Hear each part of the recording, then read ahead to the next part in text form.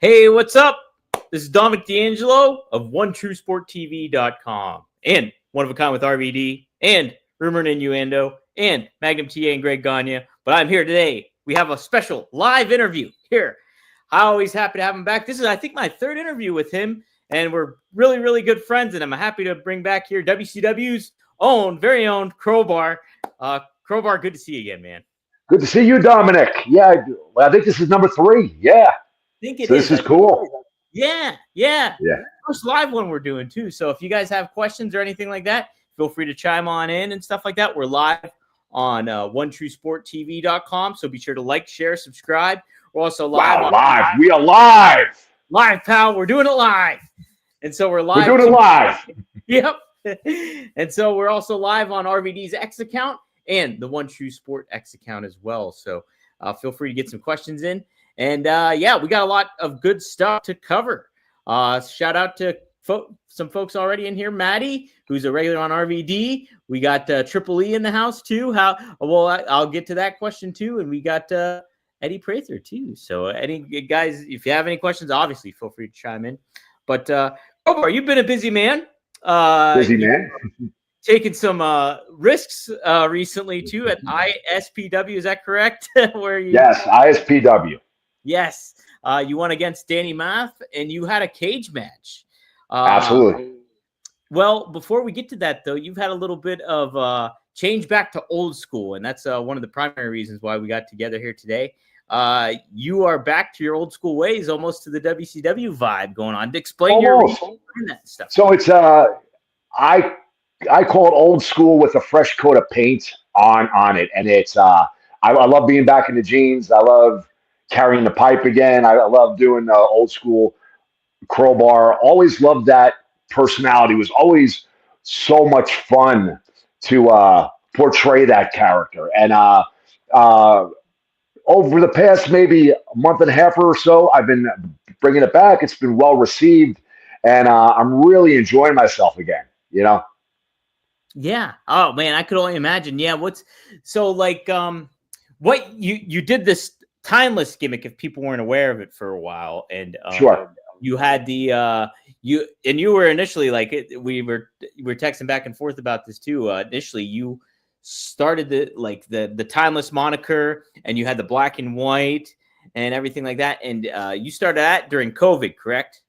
Absolutely. COVID creeped up around the end of 2019 and into January of 2020. I had this idea for a gimmick. We actually had the opportunity twice to do it in Ring of Honor.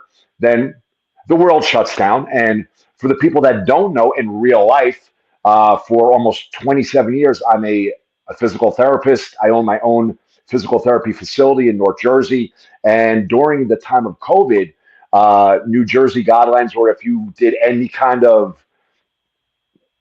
public outing where people gathered around, they wanted you to quarantine for quite some period of time. So although there were shows happening at that time, as much as I love professional wrestling, I've said this many times, I believe I am the world's biggest professional wrestling fan, bar none.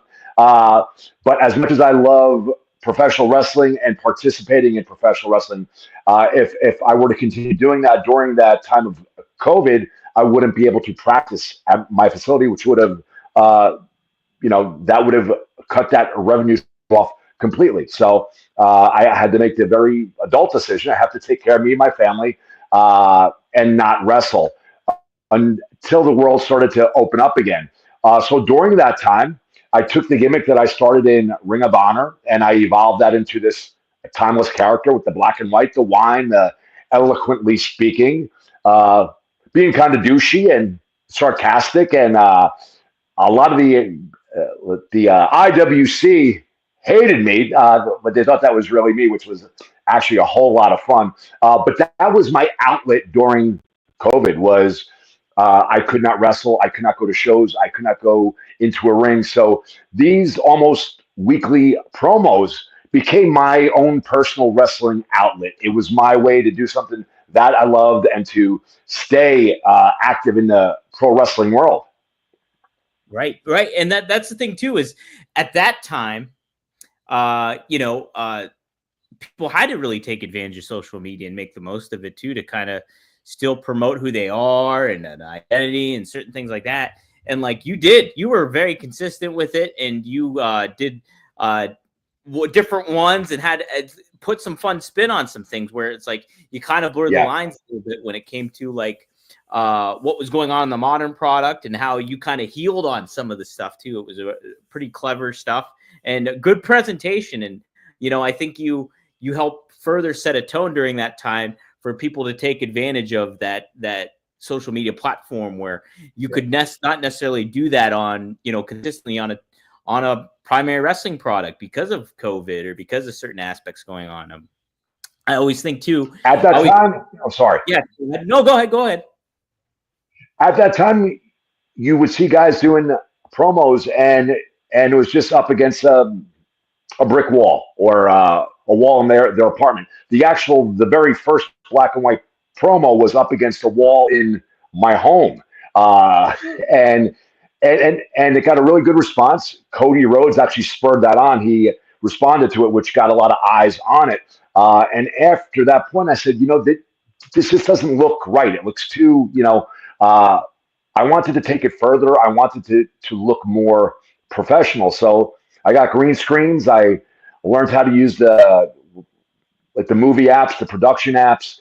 And there was a real learning curve there. I learned how to put the subtitles up, how to mix in the music and effects and all that type of stuff. And it really upped my promo game. And, people were really, they were into these things because they were entertaining lots of wrestlers, younger wrestlers. It was really funny when I started getting back out on the circuit and I met up with guys that I've never met before. They go, I thought you were a dick.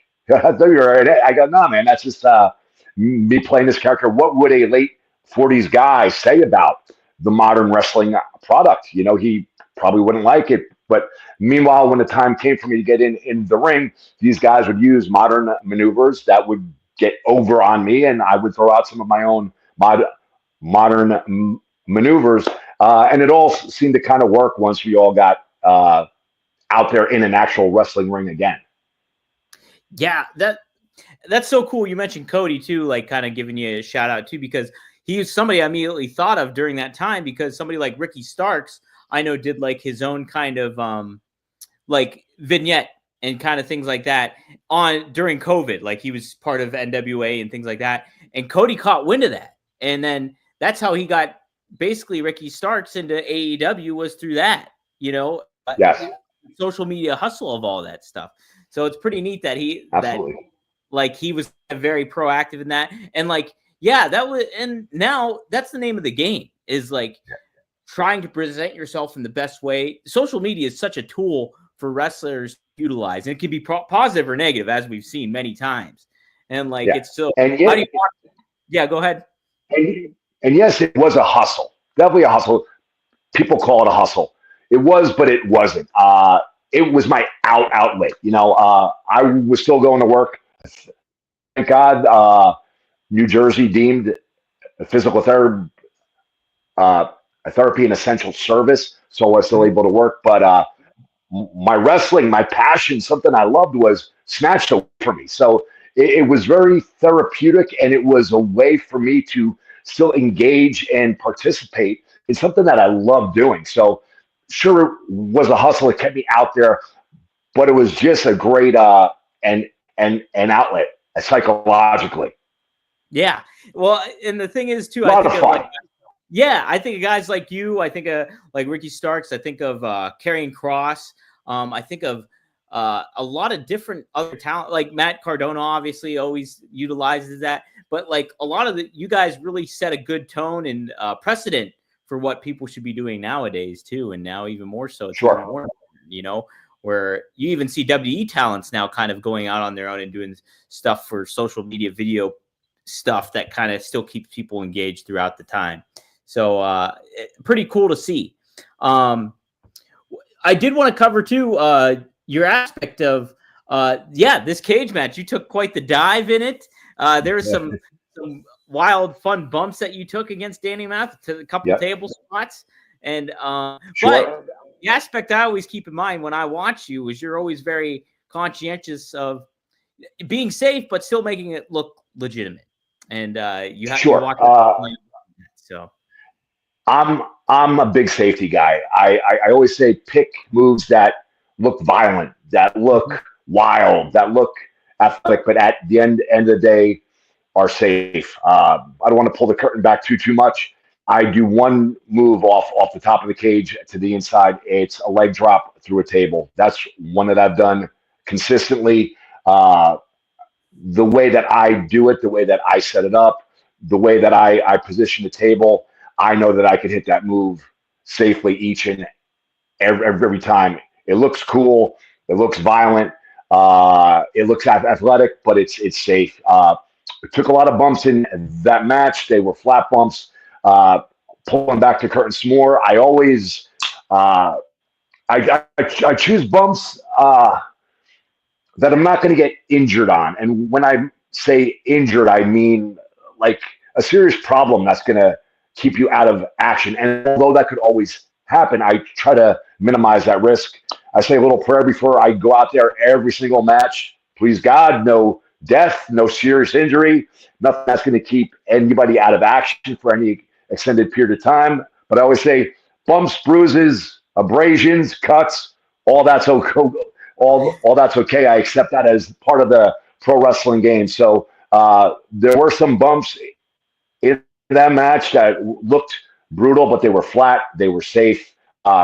Again, could stuff always go wrong? Yes, but I feel that the bumps that I chose to take in that match, in the environment we were in, I checked out the cage before we worked in the cage. I knew that they could be pulled off safely without serious injury. Bumps, bruises, being sore the next day, yes, but injured, no. So, what the people that saw it thought that it looked pretty insane and violent, but at the end of the day, I was able to go to work Monday morning a little sore, thank God. Just a little sore, just a little. That's it. When was the last time you had a cage match before that one?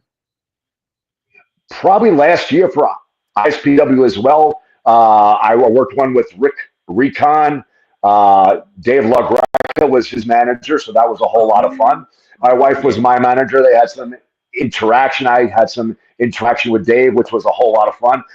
And the promoter liked the match so much that we had to follow it up. I believe it was like a month and a half later with a second cage match with weapons involved and stuff like that, which I did not jump off the top of the cage because I had done it the month before.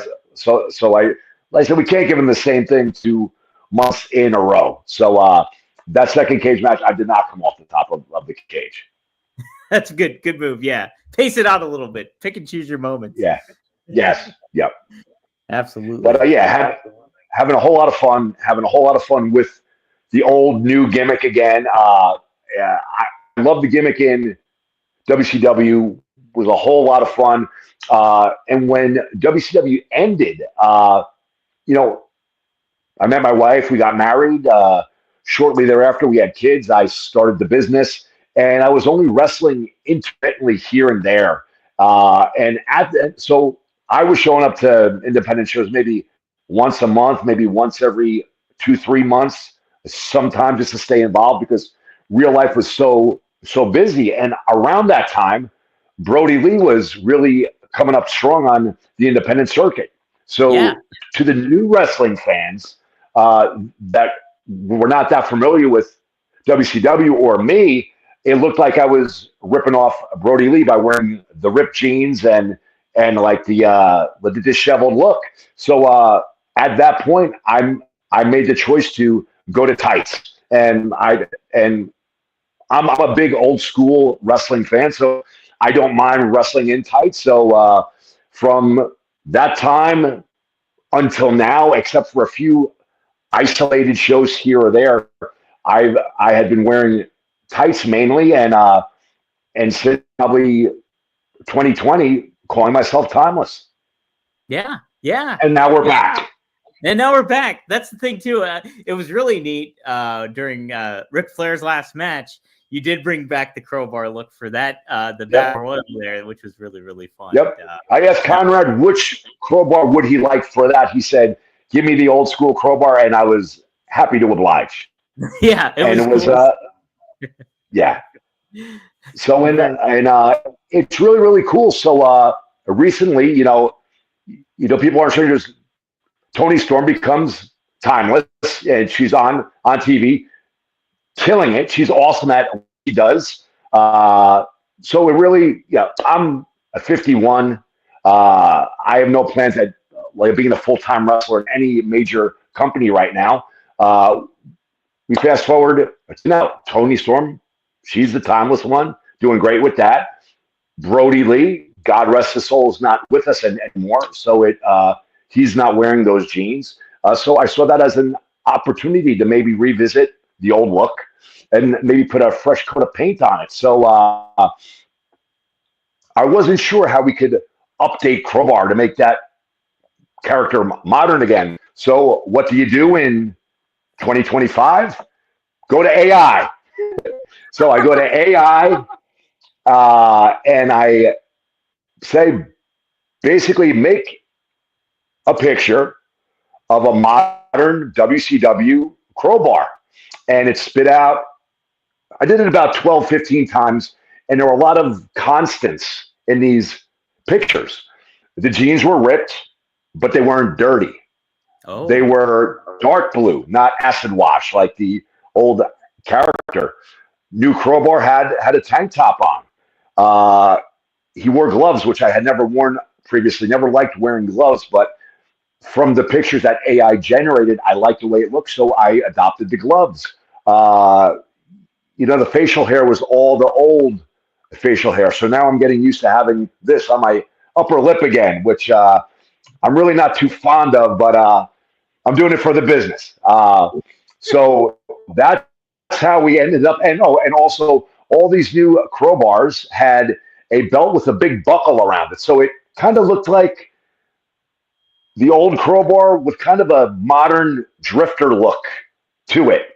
And that's how we ended up. And they all had the pipe, the old trademark pipe. I had two pipes in WCW. I have them both. So they're coming out again. He brought them back. I love it. How's that story? I like it. It's great, man. It's pretty cool to do because I think I look at what was I thinking of the other day that I was like, oh, how cool. RVD. When I was doing the show with RVD, we were talking about like how he had his old singlets and stuff like that. And his original one just had him doing like the flying kick, but it was really simple. I was like, you should bring that back sometime. And I always think that's kind of neat to do, like, pay homage to the nostalgia of the past that you guys really did, like especially back with WCW and Crowbar and what became known as for that. And so I think it's pretty neat to give a tip of the cap, but put a new, fresh, modern spin on it all too. How much did you think about? Go ahead. And I had people throughout the year say, "Why don't you do the old gimmick? That's what you're known for, WCW." Nothing's worse than when you're in a ring and the fans are chanting at you that you're ripping off someone else when you know you did it first. So right. You're ripping off Brody. So I just stopped doing it, and I didn't want to do it anymore. And Brody was awesome at what he did. He was also on TV, incredible performer, and just the way life shakes out. 2025 became time for me to bring it back. Absolutely. When you were doing the timeless gimmick, you did it before Toni Storm adopted that moniker and stuff like that. What people when you would go to different shows and stuff like that, would people kind of think the same thing, that you were kind of taking her gimmick, even since she was like on the mainstream, but it was originally actually your idea that you came up with the name and all that kind of stuff? Were people kind of mistaking that for you? Yes, it started to happen because more people watch AEW on TV than obviously independent shows. Toni Storm is a full-time wrestler on TV. I'm a guy in his late 40s and into his 50s now that just likes wrestling on the weekends because I'm nuts. Like that started to happen. And when she first became timeless, I had my attorney call me, who's also a huge wrestling fan, my business attorney for physical therapy. He goes, dude, you need to track that quick. And I go, why? Why am I going to trademark this? I go, I'm doing this shit just for fun.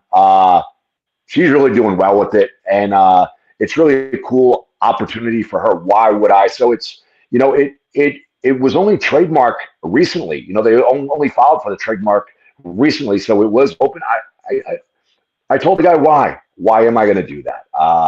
And I think things happen for a reason.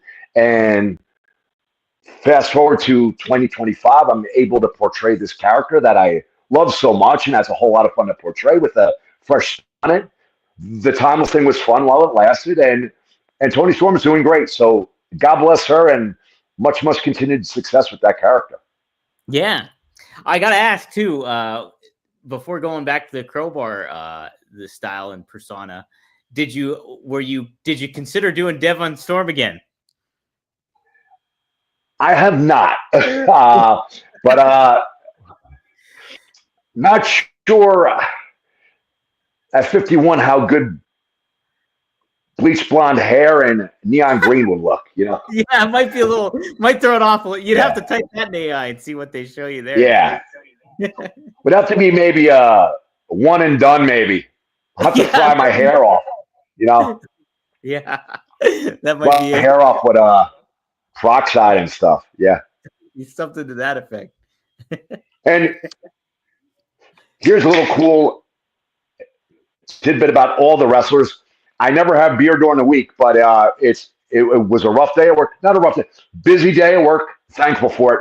I have my Stone Cold beer and left over from the weekend, 316. And as much as wrestlers will tell you that they did not purchase Stone Cold beer on 316 day, like Marks, a lot of them did. I'm one of them. A lot of us do, and it's a really good beer. And so I have two left, and I'm probably going to have one during this. Well, I am going to have one while we finish this interview. Well, so is that an IPA or is that the lager? Which one is that? This is the lager. I like the lager better. I like the lager too. Yes. Hell yeah. So when the wrestlers tell you that they're not a mark and they didn't buy Stone Cold beer on 316 day, they're lying. That's it. You could quote me on it. Oh, I believe it. I believe that. I wish I would have thought of that actually, because the beer distributor down the street has like those that they sell single cans. It's really good. It is good. I try to avoid the high calorie beers, but when I want to treat once in a while, I do buy this, and it's very good. Did you ever cross paths with Austin? You didn't come through. I lost you for a second. I'm sorry. That's okay. Did you ever cross paths with Austin in your career? Stone Cold. Nothing more than a high and by when he was up at WWE, and I was there doing light heavyweight stuff. Oh, okay. So but no meaningful conversation. I'm not going to embellish the story. I was up there doing the light heavyweight stuff. I was totally starstruck, and all I can say is, "Hi, how are you, Steve? Big fan." So that's all I could get out.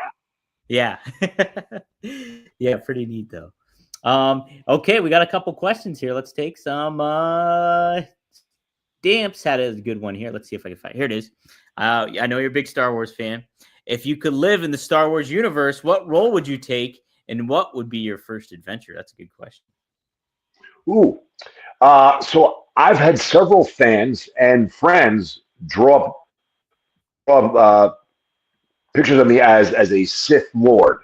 I guess I have that Sith Lord look. But let me say this: I would be happy in any Star Wars live action. Make me some kind of shady, in the background scoundrel or bar goer or something. I would be thrilled just to be there drinking some kind of space drink in a local cantina or pub. I like that. Yeah, that'd be damn good. I know. But I think I would make a damn good Sith Lord. There you go. I'd love to shoot the lightning. The lightning is a real. I'd love to shoot the lightning. You could definitely be Sith, or I think too. You could be in the smuggler vein of things too. I think too as well. Yeah, I look shady. You know what? You know when I'm not shaven. You know, sketchy. Definitely sketchy looking. Right. I also saw that you tweeted about this, and I was pretty happy about this too. Was her name Kathleen Kennedy? They gave her. She's reported that she's done, right, with the Star Wars universe being in charge of it all. But then she said she's not done. What?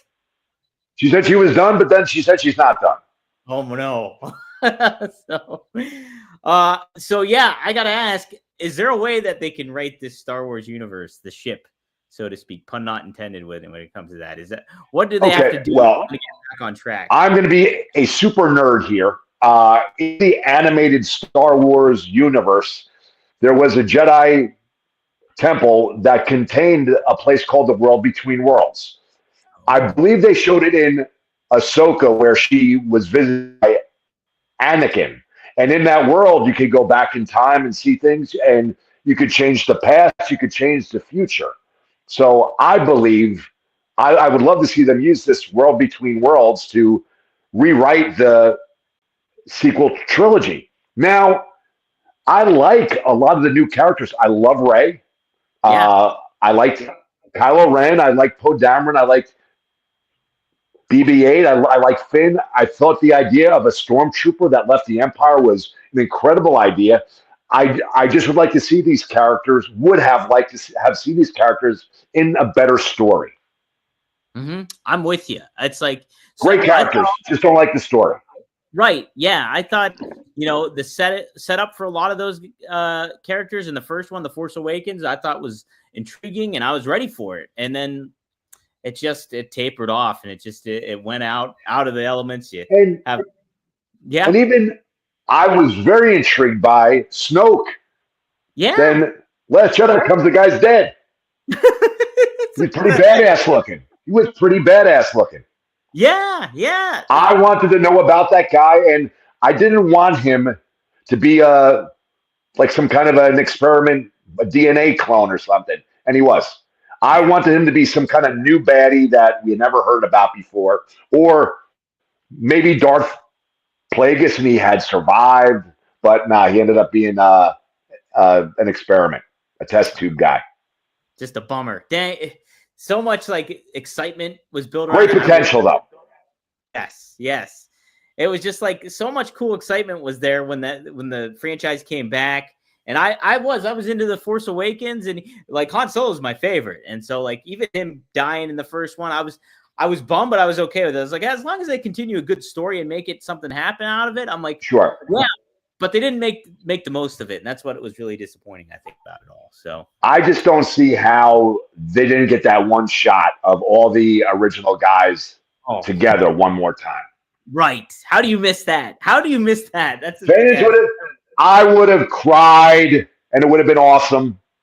Yes. I think that classic Star Wars music playing, and they all get together. They're either in the Millennium Falcon or anywhere, and they're all there for one shot. Oh, I would have lost my mind. Yeah. Oh my gosh. Yeah. Damn you, Kathleen. Damn you. Kathleen. You screwed it. JC Genocide asked this: how many of the old moves can you do? Did you change your style? You did change your style a little bit, but you can still do some of the old moves too, right? Yeah. I've kept most of my moves. The ones that I've gotten rid of, I no longer do the splash on the floor. Most indie shows don't have mats. And I will share this with the wrestling world. I still do a lot of jumping around. I still do a lot of Frankensteiners and flips and flying in and out side of the ring. But I actually have, for the past 9.5 years, 2 knee replacements, believe it or not. And yep. And that was one of the moves that I thought might be good to get rid of just because of the impact. Yeah, that makes a lot of sense because a lot of your impact is going on those knees too. Yeah. Um, And that's actually one of the reasons why I believe I could perform at the level that I do. My knees were really, really bad. Very, they were arthritic throughout my entire career. I first had, I blew out my left knee my freshman year of high school, ACL. I blew out my other knee my junior year, ACL again. And at that time, the recovery for that surgery was like 14 to 15 months. So I never got them repaired. And I continued playing football and wrestling with braces on. When you don't replace the ACL, you get a lot more joint play and things rub and turn the wrong way. And as a result of that, I tore meniscus cartilage over and over again. And I ended up with 3 arthroscopies on my left knee, 3 arthroscopies on my right knee, each time we're removing meniscus, which exposes the joint and you get bone on bone. So I was arthritic all through WCW, and I just powered through it. And then when I was 41, I had both my knees replaced, and it sounds crazy. The rest of my body has some aches and pains and bumps and bruises, but my legs and knees feel better now than when I wrestled in WCW. So when you knew like your knees were having issues and like it was causing other problems, were you like, oh, you being studying for physical therapy and all that stuff, were you aware of this? Like, oh, I'm not doing myself any favors by doing this over. Oh, of course, yeah. But can I curse on here or not? Oh yeah, you can. Uh-huh. Well, the answer through all the time is I fucking love professional wrestling, and I accepted the risk and the damage, and that's that. That's the easiest thing. I have friends to this day. What are you doing? You're 51. You have a business. Why are you still doing this shit? They all say, and the answer is the same as it was many years ago, because I fucking love professional wrestling. How's that? I like it. Yeah. Now, since you've been doing the indie scene and all that kind of thing, what has been like your favorite match in recent years over the course of this time? So, since maybe starting the Timeless gimmick to now or anything like that, is there one match that really stands out to you that you really are proud of and you appreciate? They're all different. Every cage match I do is fun. I had a lot of fun against Mike Speedball Bailey for Outlaw Wrestling in Brooklyn, New York. Insane crowd there. Outlaw. We're going back there tomorrow night. Great crowd. And that was my first time out working and first time meeting him and such. It's very cliche to say, but when you say a great guy in the ring and outside the ring, such a sweet, nice guy. And we just click so well in the back and in the ring. And I like to work hard. He likes to work hard. And it was just a really good time. Him, Marcus Mathers, Aaron York. I like working the younger guys. I always tell the promoters, let me work with the young lions because they want to work hard. When I was coming up, a lot of times veterans didn't want to do too much. You know, they wanted to just, I don't want to say phone it in or mail it in, but they wanted to just get by. And I'm not being snarky about this at all. I have my life. I have my business, my family. I'm here because I choose to be. I fucking love pro wrestling. And when I go do it, I want to go do it at the highest level possible. And I want to do it with individuals that want to do it at that high level too. So if I had to pick one, it would be Mike Bailey for Outlaw Wrestling. I believe it might have been maybe I can't remember. Not quite a year ago, maybe 3/4 of a year ago or so, and it was just so much fun, and it was great.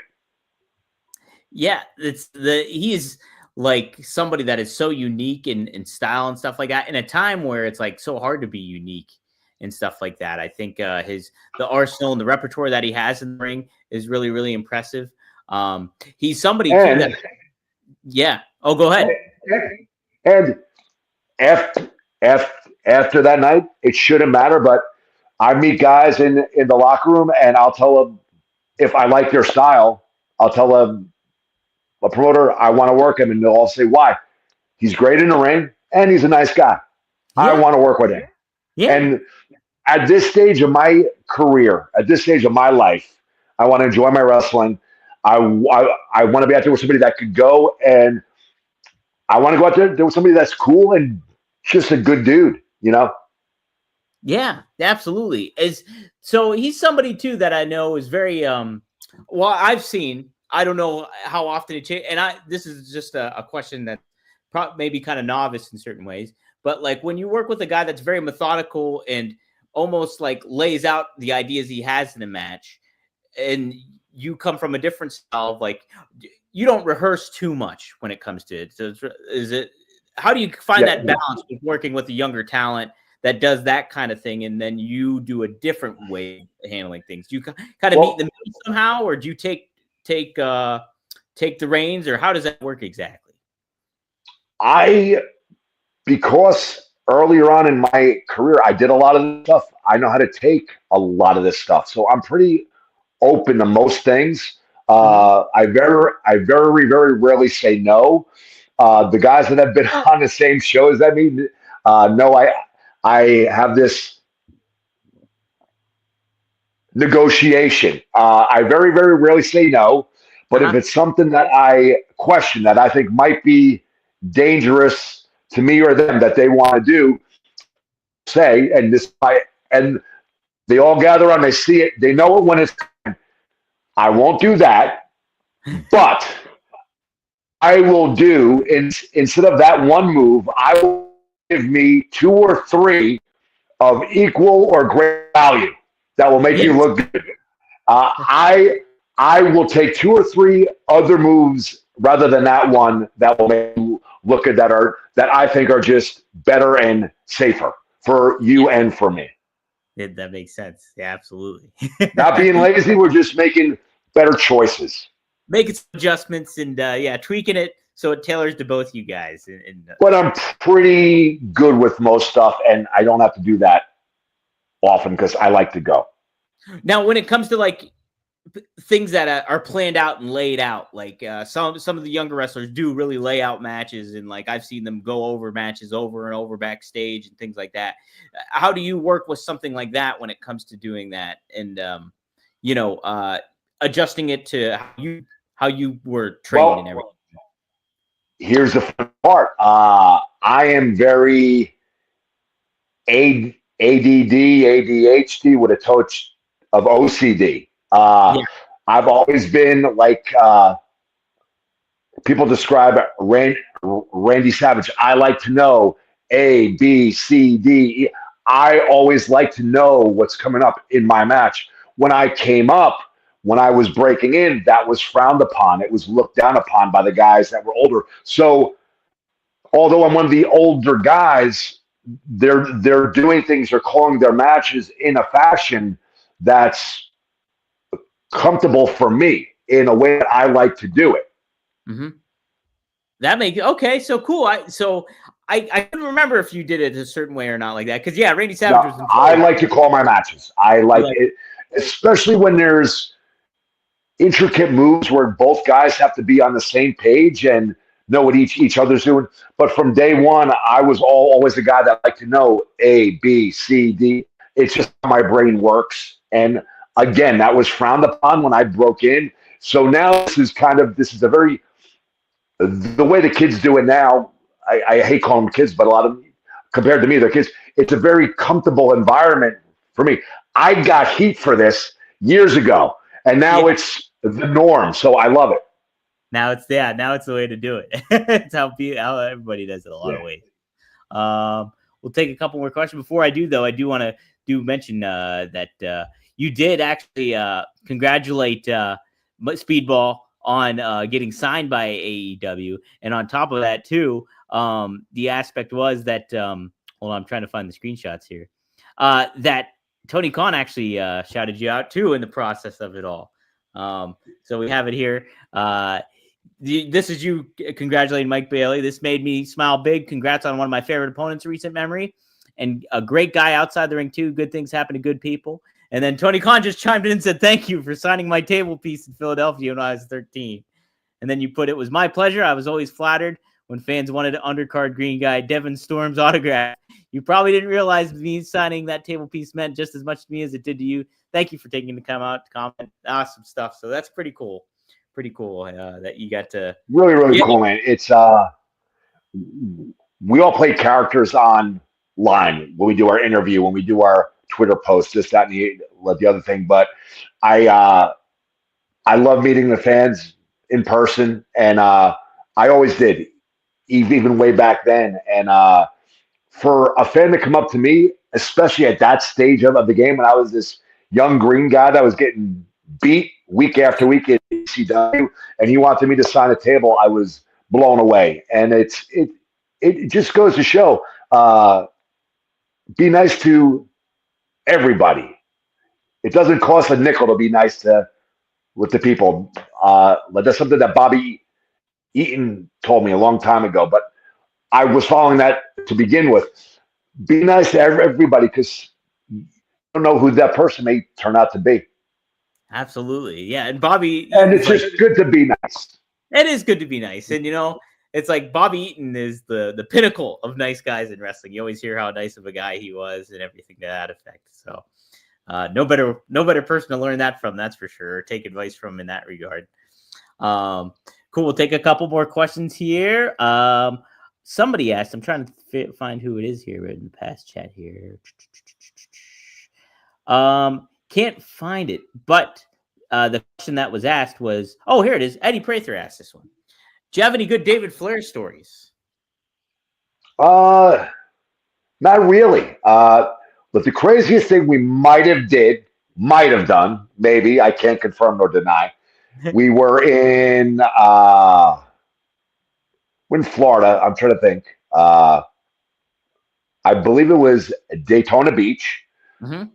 And David Flair had fallen asleep at the hotel pool, and me and a few of the power plant guys put his lounge in the kiddie pool. So no danger for drowning. It was about maybe 6 inches of water, but we put a fallen asleep David Flair and his lounge in the kiddie pool.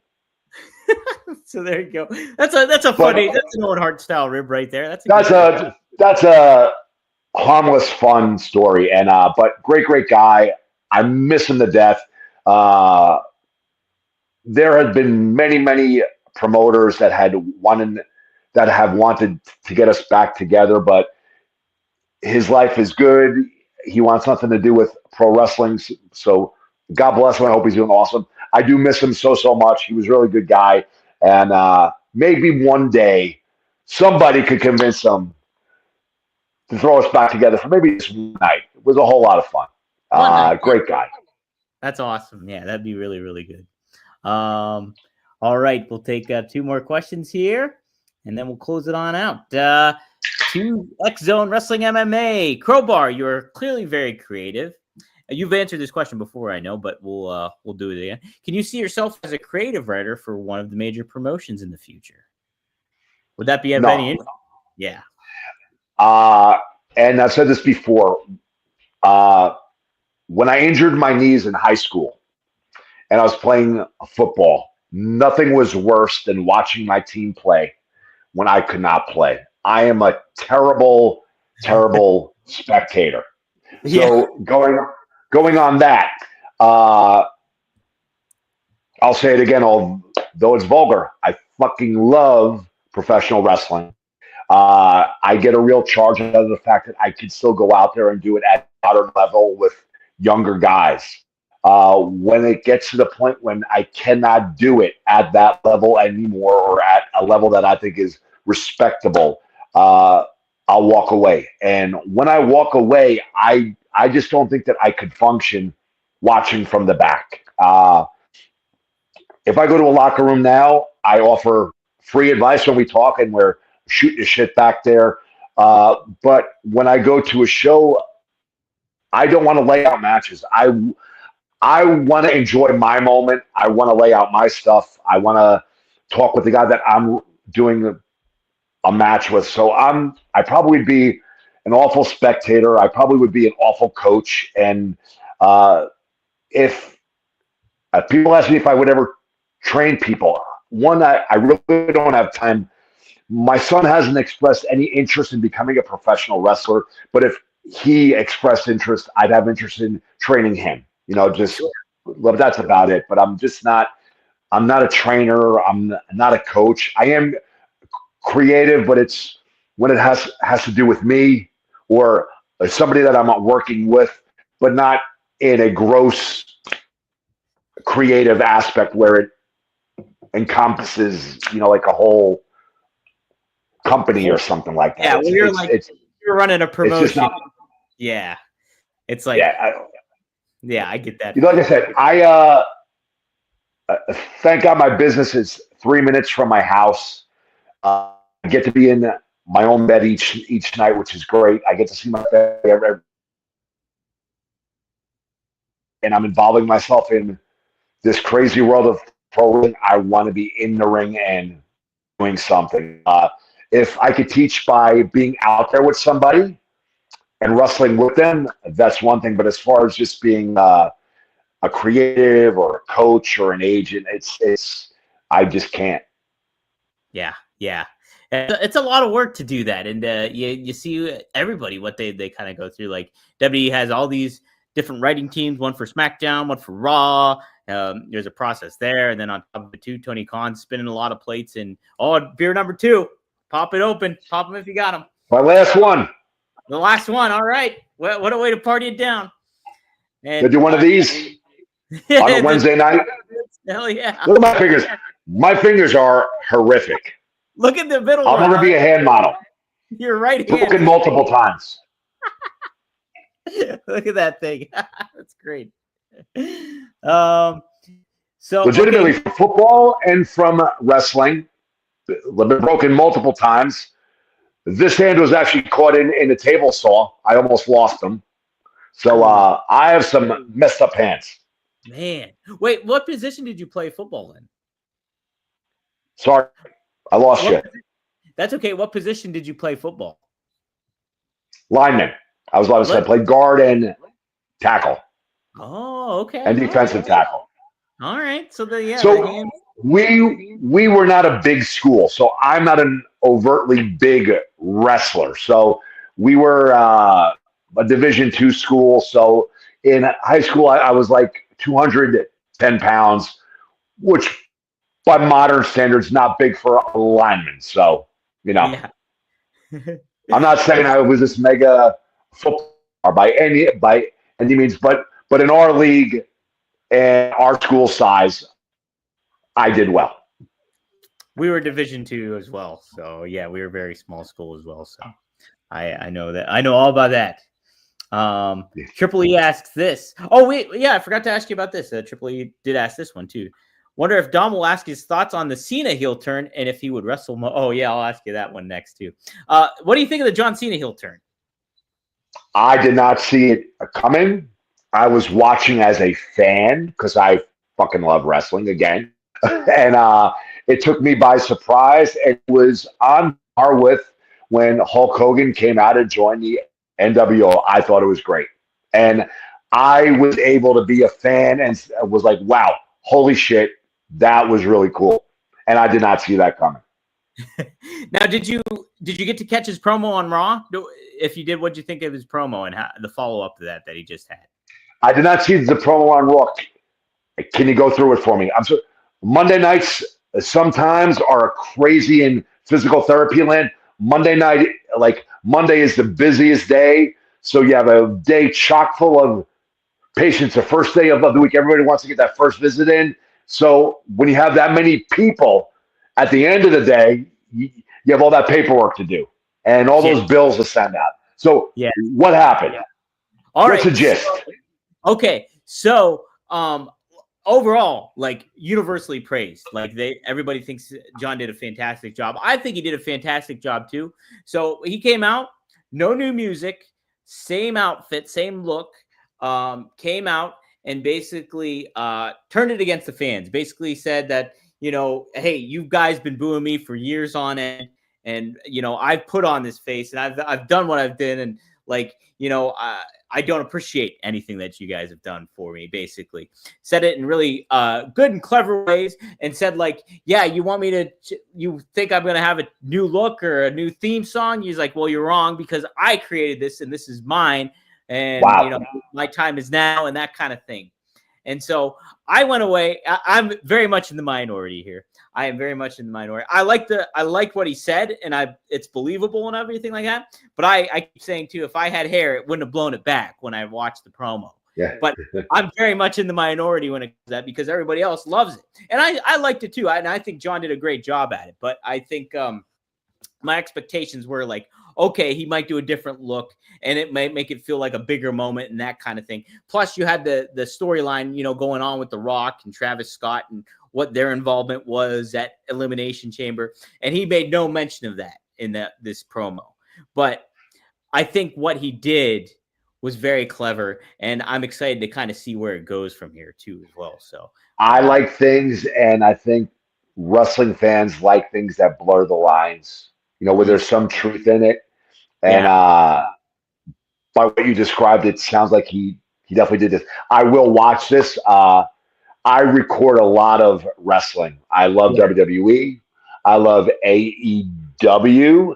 I do a lot of cardio, which enables me to keep up with these young lions. And when I do that cardio, I watch all the wrestling that I record. I just haven't gotten to Raw yet. I love old school wrestling. When people ask me what Chris Ford, what I watch when I want to watch as a fan, I usually watch stuff late 80s or early to mid 90s. That's where I like it. If people ask me what I like, it probably looks a lot like what Jim Cornette likes as far as wrestling. That being said, wrestling evolves. And you either have to evolve or go instinct. So I choose to evolve, and I'll enjoy that old wrestling when I can. And I like to keep up on all the modern wrestling. So I have hours and hours and hours of stuff. I record AEW, I record WWE, I record TNA. Believe it or not, I record WoW, as campy as it is. And believe it, if you really look, you'll find some good stuff on WoW too. So I watch a lot of wrestling when I do my cardio, and it helps me to stay up on what's going on. Absolutely. And I think it's a benefit to like people that stay in the business and keep tabs on it. And for you, like you're able to kind of evolve with it and, make the adjustments when need be, but you still keep that classic old school aspect of it, back to what we were talking about. So I've had many interactions with new talent, younger talent that go like this. When we're working, I like to do X, Y, and Z. And I say, I know that. And they're like, really? I go, yeah, I knew we were working and I looked up your stuff and I got familiar with it. And they're usually blown away because most veterans don't do stuff like that. I like being proficient on the modern style. I like being aware of what guys do. And I think there's almost a respect thing there. I want to show these new guys that, sure, I'm the veteran and they're the younger guy, but what you do is important to me, and I want to become familiar with it so that when we work and you describe something that you want to do to me, I know what it is. I try my best to research my guys' film to the best of my ability before I work them. Yeah, that's a next step thinking right there. People don't go the extra mile for that, and that's cool that you do that. And it's usually on the recumbent bike. It's usually on a recumbent bike. There Yeah. you go. I'm there with the remote. I'm pedaling away as hard as I can, and I'm researching what this guy does. Now, Crowbar, I don't know if you're aware of it or not, but my younger big brother, Marcus, has been wrestling. He's been on the independent scene in the local Really? area. Oh, Yes, I was not aware of that. Cool. Yeah. So Triple E asked if you would wrestle him at some point, and I think you guys would have quite the match. I would have to say that. It would be my honor, and the only thing I would say is I would tell you or him, like I just said, before we wrestle, give me some video so I know what you do, and Yeah. we'll fit all your good shit in. I'll make sure you get your shit in. Well, yeah, I tell you what, he's quite the heel right now. He is not likable whatsoever, but that's kind of how he's always been outside of the wrestling ring too. He's it would be a fun match for sure. Triple E, we'll close it out with this question. This is a good one here.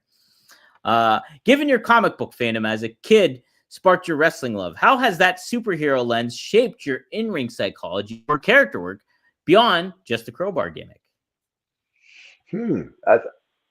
As far as comic book goes, okay. My favorite comic book growing up was not the superheroes, believe it or not. I loved G.I. Joe. Really? Loved G.I. Joe. I loved the cartoon. I loved the figures. I recently, believe it or not, I sold off my entire collection. I was almost heartbroken. My son had no interest in these things, and I just didn't have room for it. So Roadkill was able to. I'm very good friends with the Amish Roadkill from ECW, who's a big eBay and big collector and trader and stuff. Got rid of a bunch of my stuff, and a lot of my vehicles and tanks and headquarters. I actually sold to Teddy Goods, who has a comic book store in Boston, and but that's neither here nor there. Go visit at Teddy Goods. He may have some of Crowbar's childhood G.I. Joe items for sale there. It hurt me so much to get rid of them, but I just had no room for them because I have a ton of Star Wars stuff. Yes. I have a ton of G.I. Joe stuff. There's limited room. If one thing got to go, it can't be the Star Wars. It just can't be. Yeah, so I had to. G.I. Joe had to go. Inhumanoids had to go. Transformers had to go. Star Wars gets to stay no matter what. That sticks around. So I'm giving a plug to Teddy Goods' store, and it's in the Boston, Massachusetts area. Go there, and if for whatever reason, if you want a piece of Crowbar's childhood G.I. Joe stuff, he probably has it. Probably has it. But that was my favorite growing up. As far as how that goes into my character, I'm not really sure. No characters really fit Crowbar. Actually, maybe not. I was a big fan of Zartan and the Dreadnoks, and they kind of wore like tethered clothing and stuff. They had a tattoo like I have. They got long hair. So maybe Crowbar in the back of my head somewhere is another Dreadnok for Zartan's gang. There you go. How about that? Crowbar, that's a great name. Yes. Crowbar from the Dreadnoks. You got Buzzer, Ripper, Thrasher, Xandar and Zorana were Zartan's brother and sister. You had Road Pig, Zanzibar. You had Monkey Wrench. Jeez. Crowbar just works. It just fits. I am a Dreadnought. You're a Dreadnought. There we go. See, maybe we just found that out. Subconsciously, it all happened that way. That's what it. Yes. It's subconsciously. And I think too, comic books just in general, it's just like the simple aspect of good versus evil. That storytelling really, I think, helps the pro wrestling realm. I think in so many ways, like, or you think about the crossovers that's been happening in wrestling when it's come to TNA and NXT and GCW going into WWE and the WEID program and the independent promotions. It's like all that stuff is very comic book-esque because it was always neat to see like the X-Men team up with like a Spider-Man or, the Marvel Universe get together to fight this bigger force, Galactic. Yeah. I really like the NXT TNA thing as a fan. That's really cool to watch. Yeah, isn't it? It's like something we wouldn't have fathomed a year, like 2 years ago or anything to that effect. But here we are, lo and behold. And it works for both. A rising tide raises all ships. So it's good for the business, for everybody. Yes, 100%. 100%. Hey, we get a WCW running right here too. Brian Clark. He says, "Great to see you, Mike." Oh, I love Brian Clark. I'm going to put him on the spot here. I am such an Adam Bomb Wrath fan. If he ever decides to have a match, I want to be that match. I want to bum my ass off for that guy. Such a huge fan of his. Such a great guy. We go back and forth on Twitter Messenger, on Facebook Messenger, and it blows my mind that I get to text back and forth or message back and forth with Brian Clark. Huge fan. Like I said earlier in this interview, I fucking love pro wrestling. He was one of my favorites to watch. I was just getting involved in the business. He was there, and I loved watching this guy. So, Brian, if you ever do a match, please let it be me. Heck yeah, there you go. Brian Clark. Such a great guy. Such a great dude. And he's one of the great hidden characters in WCW NWO Revenge. You had to put you had to get the Game Shark to get him. And I remember getting him. That was great. So always a shout out to Brian Clark joining in. Thanks for doing that. And so awesome. Very cool. Very cool. Crowbar, is there anything you want to plug too before we go? You can keep up with me. I'm on mainly Twitter at WCW Crowbar. I have an Instagram account at WCW Crowbar 74. Between work and family, I'm still learning the Instagram. So I'm not on it as much. You might see stuff there. You might not. I'm mainly on Twitter. I'm trying. I'm trying my best. But I'm mainly on Twitter right now. Well, there you go. So, yeah, definitely follow him on WCW Crowbar. He gives great advice, too. Like you said, he's a physical therapist, so he always keeps monitors of that, saying what's safe and what isn't, what to be careful of. So you can get a lot of knowledge that way. Plus, like you said, he fucking loves go ahead. Also, see, as far as the safety thing goes, too, when I give out that safety advice, I'm not crapping on new stuff. If you look at my old stuff, I did a lot of ridiculous stuff. I legit should have died about 4 times, and that's not even, I'm not exaggerating at all. So I've done a lot of the stuff or something like the stuff that you've done. And if I could go back in time, I would probably change a few things here or there. And I'm just trying to forward my perspective and the advice that I learned the hard way, Yeah, and that's the neat thing too. Is like you're not saying for people to not like do what they don't do, but it's also like you're just saying the safe way to handle things and what to maybe avoid and things like that, which I think is great to do. And so work your ass off. Just try to make the best choices you can.